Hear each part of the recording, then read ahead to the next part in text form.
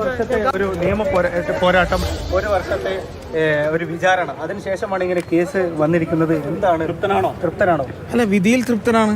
കാരണം വളരെ ഇത് ഒരു ഡയറക്റ്റ് എവിഡൻസ് ഇല്ലാതെ സാഹചര്യ തെളിവുകൾ മാത്രം നിരത്തിക്കൊണ്ടാണ് ഈ കേസ് മുന്നോട്ട് പോയത്. ഇതിൽ കണ്ട ദൃക്സാക്ഷികൾ ആരുമില്ല. ഇതിൽ നമുക്ക് പ്രധാനപ്പെട്ടതായി പറയാനുള്ളത്, മനുഷ്യർ ചിലപ്പോൾ നുണ പറഞ്ഞേക്കാം, പക്ഷെ ശാസ്ത്രം നുണ പറയില്ല. സയൻസ് വിൽ നെവർ സ്പീക്ക് ലൈ എന്നാണ്. ഇതിൽ പ്രധാനമായും പ്രോസിക്യൂഷനെ സഹായിച്ചത് ശാസ്ത്രീയ തെളിവുകളാണ്. ശാസ്ത്രീയ തെളിവുകൾ എന്ന് പറഞ്ഞാൽ ഈ കൃത്യം നടന്ന സംഭവ സ്ഥലത്തു നിന്നും ലഭിച്ച നബീസ എന്ന മരണപ്പെട്ട സ്ത്രീയുടെ തലമുടിയും പോസ്റ്റ്മോർട്ടം ചെയ്യുന്ന സമയത്ത് ഡോക്ടർ ശേഖരിച്ച മുടിയും സിമിലർ ആണ് എന്ന് ഫോറൻസിക് എക്സാമിനേഷനിൽ വന്നു. അതുപോലെ തന്നെ ഈ മരിച്ച നബീസയുടെ വയറ്റിലുണ്ടായിരുന്ന പോയ്സണും അതുപോലെ ഈ മറ്റേ അഡ്മിനിസ്റ്റർ ചെയ്ത പോയ്സണും ഒരേ പോയ്സണാണ് എന്നുള്ളതും കണ്ടെത്തി. പിന്നെ ഇതിൽ ഒരു പ്രധാന വാദമുണ്ടായിരുന്നത് ഇത് ആത്മഹത്യയാണെന്നാണ്.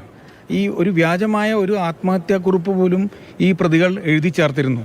എന്നാൽ ഡോക്ടർ എവിഡൻസ് പ്രകാരം ഒരിക്കലും അഡ്മിനിസ്ട്രേഷൻ ഓഫ് പോയ്സൺ അല്ലെങ്കിൽ സ്വയം വിഷം കുടിക്കുന്നതും മറ്റൊരാൾ വിഷം കൊടുക്കുന്നതും രണ്ട് വ്യത്യസ്ത രൂപത്തിലാണ് ആന്തരിക അവയവങ്ങളിൽ കാണുക.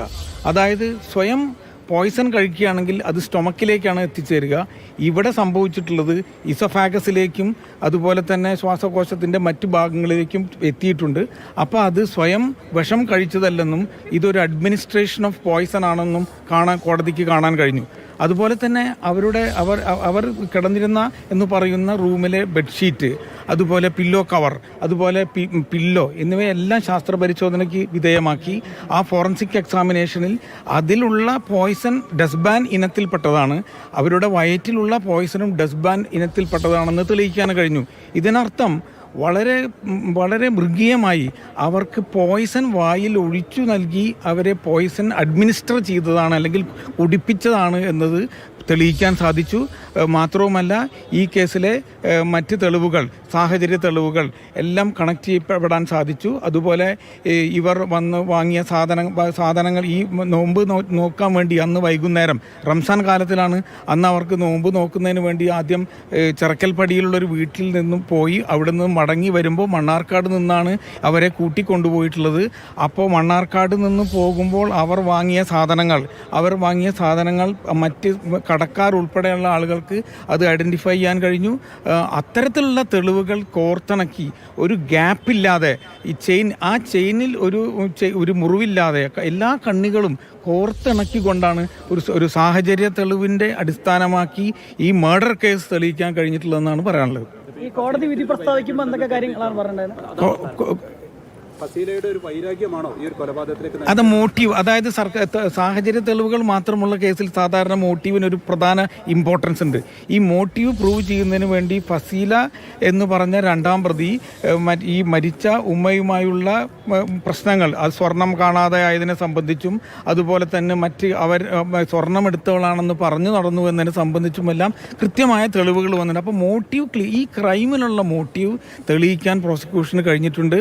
മാത്രവുമല്ല, മറ്റൊരു വീട്ടിൽ വിവാഹ ചടങ്ങിൽ പങ്കെടുക്കുമ്പോൾ അവിടെയുള്ള വീട്ടിൽ നിന്നും സ്വർണം കാണാതാവുകയും ആ കാണാതായ സ്വർണം ഫസീലയിൽ നിന്നും കണ്ടെടുത്തു എന്ന് വരെ ഒരു സാക്ഷി മൊഴി നൽകിയിട്ടുണ്ട്. അതും പറഞ്ഞു നടക്കുമെന്നുള്ളൊരു വിരോധം ഈ മോട്ടീവിൽ ഒരു ഇമ്പോർട്ടൻസ് ആയിട്ട് കണക്കാക്കിയിട്ടുണ്ട്. ഈ വിധി പ്രസ്താവിക്കുമ്പോൾ എന്തൊക്കെ കാര്യങ്ങളാണ് കോടതി പ്രധാനമായിട്ട്? അല്ല, കോടതി വളരെ പ്രധാനമായി ഈ വിധി പ്രസ്താവിക്കുമ്പോൾ പറഞ്ഞത് ഇവരുടെ പ്രായം.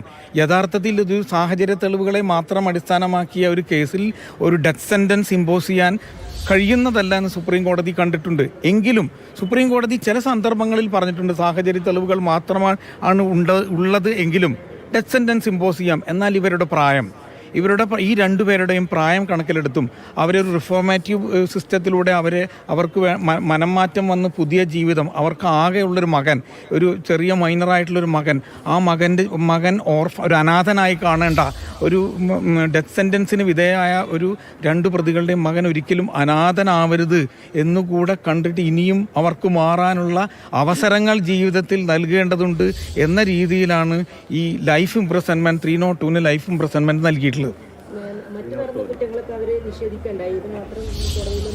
അല്ല അത് അവരുടെ 313 സ്റ്റേറ്റ്മെന്റിലും മറ്റേലൊക്കെ കുറ്റം ചെയ്തിട്ടില്ല എന്ന് നിഷേധിച്ചിട്ടുണ്ട്. ഇന്ന് പ്രത്യേകിച്ച് ഇത്തരത്തിൽ ഇന്നത്തെ ഈ ക്രൈമിനെ കുറിച്ച് മറ്റൊന്നും പറയുകയുണ്ടായിട്ടില്ല. എന്നാൽ 313 ക്വസ്റ്റ്യനിങ് സമയത്ത് അവർ ഈ കുറ്റങ്ങളെല്ലാം നിഷേധിച്ച് ഇത് കൊലപാതകമല്ല ആത്മഹത്യയാണെന്നാണ് പറഞ്ഞിരുന്നത്.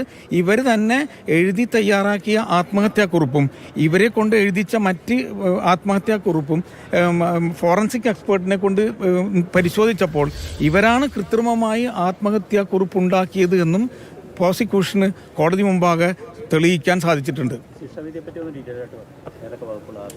അതായത് മറ്റേ 302 IPC എന്ന മർഡർ എന്ന കുറ്റത്തിന് 1ഉം 2ഉം പ്രതികൾക്ക് ജീവപര്യന്തം തടവും 2 ലക്ഷം രൂപ പിഴയടയ്ക്കാനും കോടതി പറഞ്ഞിട്ടുണ്ട്. അപ്രകാരം പിഴയടച്ചില്ലെങ്കിൽ അധിക 2 വർഷം തടവിനും അവർ ശിക്ഷയ്ക്ക് വിധേയമാകണം. അതുപോലെ തന്നെ ഈ മറ്റേ തെളിവ് നശിപ്പിക്കൽ സെക്ഷൻ 201 IPC എന്ന കുറ്റത്തിന് 1-ാം പ്രതിക്ക് 7 വർഷം തടവും 25,000 രൂപ പിഴയും ഒടുക്കാൻ കോടതി പറഞ്ഞിട്ടുണ്ട്. 1-ാം പ്രതിയെ സംബന്ധിച്ചിടത്തോളം ശിക്ഷ ഒന്നിച്ച് അനുഭവിച്ചാൽ മതി. അതുപോലെ അത്തരത്തിൽ പിഴ ഈടാക്കുന്ന സമയം 2 ലക്ഷം രൂപ ഈ മരണപ്പെട്ട നബീസ എന്നവരുടെ ഡെഫൻഡമ്പായ സംസാരിക്കാൻ 2016 ജൂലൈ 24-നാണ് നബീസ കൊല്ലപ്പെട്ടത്. മണ്ണാർക്കാട് സ്വദേശി. അതിൽ ചെറുമകനും ഭാര്യയുമാണ് കുറ്റക്കാരെന്ന് കോടതി കണ്ടെത്തുകയും ഇപ്പോൾ ജീവപര്യന്തം തടവ് ശിക്ഷ വിധിക്കുകയും ചെയ്തിരിക്കുന്നു.